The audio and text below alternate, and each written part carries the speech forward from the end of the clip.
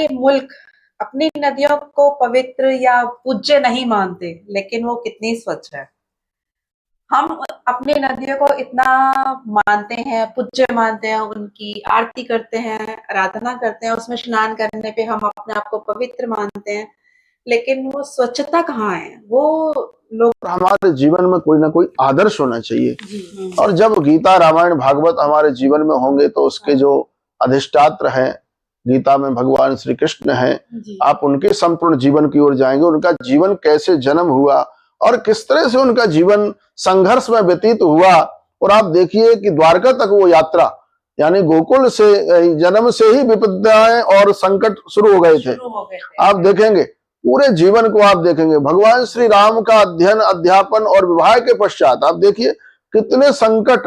एक संसार के किसी व्यक्ति को भी राजपाट मिल रहा हो और दूसरे दिन घोषणा हो जाए कि नहीं आपको वन में जाना है, आपको राज्य नहीं मिलेगा, तो व्यक्ति शायद वो क्या करेगा, आत्महत्या कर लेगा। लेकिन नहीं, राम ने ऐसा नहीं किया। तो जीवन में यही है कि राम जी ने क्या किया। राम जी हमारे आदर्श हैं। इसलिए महर्षि वाल्मीकि जी ने पूछा कि इस समय कौन है। ब्रह्मा जी ने आज्ञा की कि भाई ऐसे व्यक्तित्व, ऐसी विभूति कौन है जिसके लिए हम उनके विषय में लिखना चाहते हैं, कौन है। सब चिंतन हुआ, ध्यान हुआ, तो उस समय ये सारे बोले सद्गुण जिसमें जीवन में संपन्न है, युक्त है, वो सारे सद्गुण कौन है, तो बोले वो श्री राम है। जहां मर्यादा है, प्रेम है, भक्ति है, समर्पण है, ज्ञान है, अपनों के साथ व्यवहार कैसे किया जाता है। उनको आप देखेंगे कि नौकर चाकर से वो व्यवहार कैसा करते हैं, वो अपना परिवार का सदस्य मानते हैं। मंथरा जब देखेंगे आप, मंथरा ने इतना सब कुछ वनवास की षड्यंत्र रचा, लेकिन वो मंथरा को प्रणाम करते हैं। लौट करके जब भगवान श्री राम वन से आते, कहने का मतलब सुमंत जी से देखो आप, दशरथ जी के जैसा व्यवहार करते हैं, अपने पिता की भांति एक मंत्री को वो इतना आदर देते, सम्मान करते हैं। गुरु वशिष्ठ का कितना सम्मान करते हैं। तो मुझे लगता है जब गीता रामायण भागवत जैसे ग्रंथ हमारे कोर्स में होंगे, शिक्षा में शामिल होंगे, तो जीवन एकदम सतयुग, द्वापर, त्रेता और राममय जीवन हो जाएगा। इतना दिव्य जीवन होगा। आज बच्चे अपने माता पिता को प्रणाम करना नहीं जानते। तो गुरु की तो बात आगे की है। मैं कहता हूं अपने माता पिता को प्रणाम करना सीख ले, अपने से बड़ों से कैसे व्यवहार करते, तो ये सारी चीजें तभी होंगी जब ये कोर्स में कोशिश करेंगे कि हम अपने चैनल के द्वारा ज्ञान को हम आगे बढ़ाएं और समाज को सशक्त बनाने की कोशिश करें। गुरु जी, एक प्रश्न और करना चाहूंगी मैं आपसे। इसमें मैं पूछना चाहूंगी, रामायण त्याग का रास्ता अपनाता है और जो गीता है उसमें भगवान श्री कृष्ण ने स्वयं कहा है कि अपने हक के लिए अगर तुम्हें अपनों से भी लड़ाई करनी पड़े तो वो जायज है। इसके बारे में आप क्या कहना चाहेंगे? त्याग का अर्थ यही है कि जीवन में अपने लिए नहीं, अपने स्वार्थों के लिए नहीं लड़ना है। और गीता में लड़ने जैसा कोई विषय ही नहीं। सबसे पहले तो हमें समझना होगा कि गीता में उस त्याग की बात कर रहे भगवान जो जहां स्वार्थ है। वो अर्जुन को कह रहे हैं कि जो आपका निज स्वार्थ है, निज जो, यानी तुम्हें राज्य नहीं मिला, ये नहीं मिला, ये उसकी लड़ाई नहीं है, एक राष्ट्र की लड़ाई है। ये राष्ट्र में सनातन धर्म की स्थापना हो।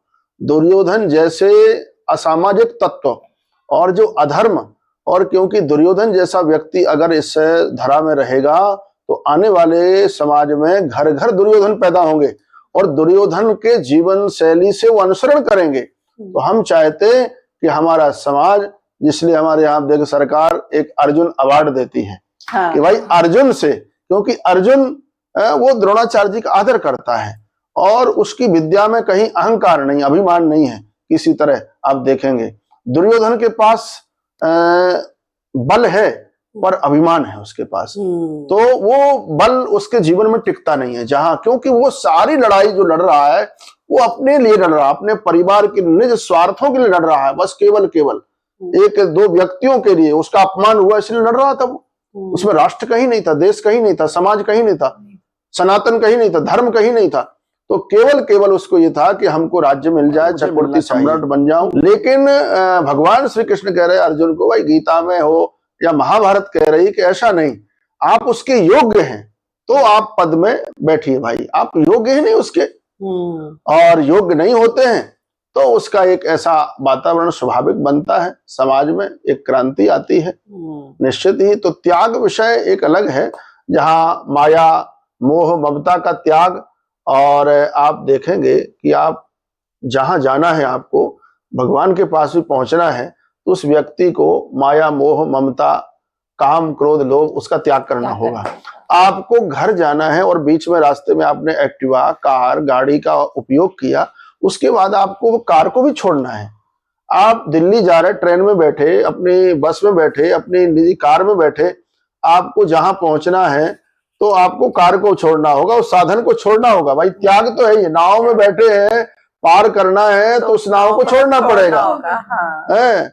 और कहावत है कि एक भाई गुरु शिष्य थे, और दोनों में एक ने कहा कि संग्रह श्रेष्ठ है और एक ने कहा त्याग श्रेष्ठ है। तो त्यागी के पास कुछ भी नहीं था, लेकिन जो संग्रही था उसने कहा नौका में कोई जरूरत पड़ेगी तो 1-2 रुपए उसने अपने इसमें बांध दिए गांठ में। तो नौका वाले जब उस पार किया तो नौका उसने 1 रुपए, तो संग्रही जो था शिष्य उसने कहा कि देखो अगर मेरे पास पैसे नहीं होते तो तुम इस पार नहीं होते। उस नौका वाले को देने कुछ नहीं था, नहीं तुमने त्याग किया इस वजह से हम पार हुए, अगर तुम पैसे का त्याग ही नहीं करते तो कैसे पार होते।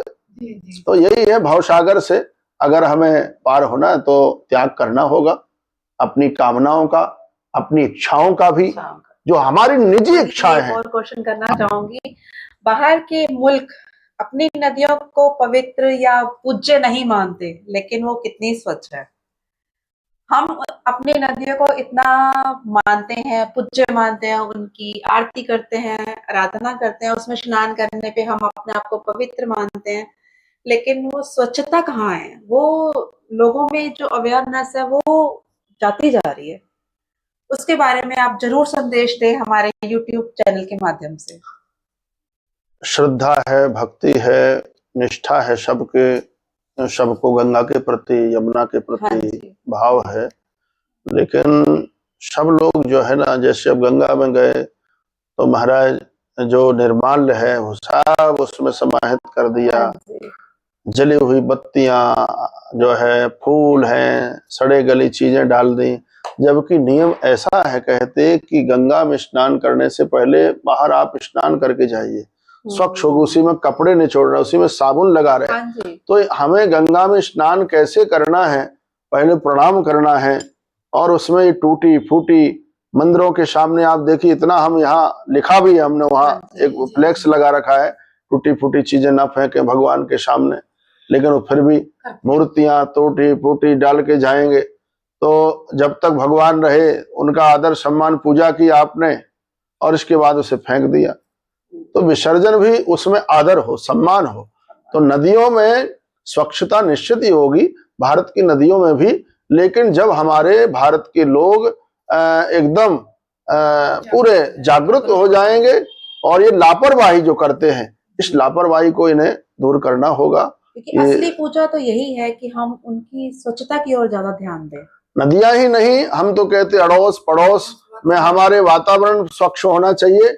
जब अड़ोस पड़ोस और भारत की नदियां, भारत का पर्यावरण, प्रकृति का एकदम शुद्धि नदियों का, आप देखेंगे भागवत जी में जो भगवान श्री कृष्ण ने कालिया नाग को जो मर्दन करते, उसका उद्देश्य यही है कि नदियों को स्वच्छ करना। भाई काली दह में रहने वाला जो कालिया नाग है, वो भक्ति रूपी यमुना जी को अपवित्र कर रहा है, दूषित कर रहा है, इसलिए काली यानी ऐसे कुविचार, ऐसी कुचेष्टाएं जो हैं, उसको मनुष्य को अपने जीवन से निकालना होगा। और नदियों का जो हम लोग आराध्य के रूप में उन्हें पूजते हैं, तो उनका आदर सम्मान पूर्वक, उसी तरह निष्ठा पूर्वक उनमें कूड़ा कचरा ऐसी चीजें न फेंकें, फैक्ट्रियों के दूषित जल उसमें ना जाएं। निश्चित ही हमारे भारत की नदियां भी परम स्वच्छ होंगी। आप देखेंगे जहां से मानव समाज जो है नदियों से स्पर्श नहीं, जुड़ा नहीं, आप हिमालय की देखिए, ऊपर देखिए, परम स्वच्छ है। क्यों? वहां पक्षी रहते हैं, पशु रहते हैं, वो दूषित नहीं करते हैं। लेकिन मनुष्य देखेंगे आप, सारा दूषित, जहां से ये आबादियां, नगर, ग्राम बसते हैं, वहीं से सब प्रारंभ हो जाता है। बहुत बहुत धन्यवाद आपका गुरुजी, आपने हमें टाइम दिया और बहुत अच्छी बातें हमारे YouTube चैनल के माध्यम से बताई। हम आपका आभार प्रकट करते हैं। बहुत बहुत हार्दिक और दिव्य आश्रम के शिक्षा के सभी सदस्यों को बहुत बहुत मंगल शुभकामनाएं। आप इसी तरह समाज के लिए, देश के लिए और हमारी नव युवा पीढ़ी के लिए ये सब ऐसे विचार, शास्त्रों के जो ऐसे सुंदर सुंदर उपदेश हैं वो समाज तक पहुंचाएं। तो ये थे हमारे आचार्य स्वामी विश्वेश्वरानंद गिरी जी महाराज जी से वार्तालाप। तो ये आज हमने इनसे मुलाकात की और इनसे हमने ज्ञान प्राप्त किया। अगर आपको इनका ज्ञान अच्छा लगा और आपके काम आया, लाभ प्राप्त हो रहा है, और अवश्य होगा, ये मेरा कहने का ये मतलब नहीं है, इनका जो ज्ञान है वो आपको लाभ देगा। अगर आपको हमारा ये वीडियो पसंद आया हो और इनसे बातचीत हमारी पसंद आई हो तो चैनल को लाइक करें, सब्सक्राइब करें और बेल आइकन को दबाना ना भूलें, और वीडियो को ज्यादा से ज्यादा शेयर करें और कमेंट करना ना भूलें। आप कमेंट करके बताएंगे, हम तभी आगे उसके अनुसार ही प्रश्न लेकर आएंगे, और दूसरे कहीं भी जब हम भारत के अन्य आश्रमों में जाएंगे तो उन प्रश्नों को हम अन्य गुरुओं के सामने रखेंगे। धन्यवाद।